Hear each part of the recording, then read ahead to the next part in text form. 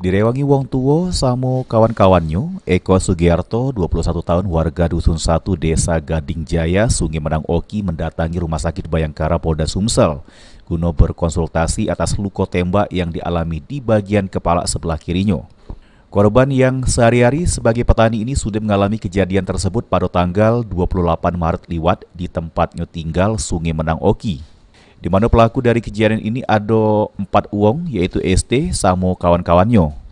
Menurut keterangan korban, awal permulaannya korban ribut sama adik ipar pelaku, lalu akhirnya pelaku balik ke rumah. Tidak lama dari situ, pelaku yang masih dendam gari lagi korban, terus langsung nembak ke senjata api ke arah kepala korban.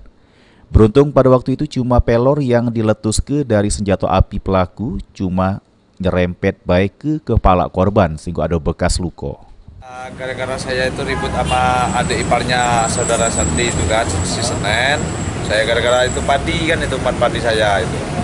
Ya dia gocok saya gocok. Nah rupanya sore itu dia pulang terus ngambil senjata api jenis MP itu berempat. Yang 3 bawa senjata api, yang satunya bawa pedang. Itu kan ke rumah saya nggak saya ladenin, saya cuma diem di rumah aja kan itu. Asal dia pergi maghrib, nah saya langsung sekitar jam 7 itu ke tempat kakek saya.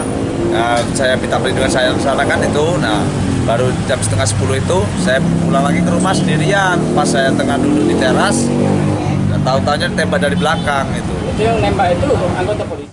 Atas kejadian ini, korban sudah bikin pengaduan di Polsek Sungai Menang. Ini korban berharap supaya pelaku gancang ditangkap, lalu jalani proses hukuman atas perbuatannya. Firman Hidayat, PAL TV.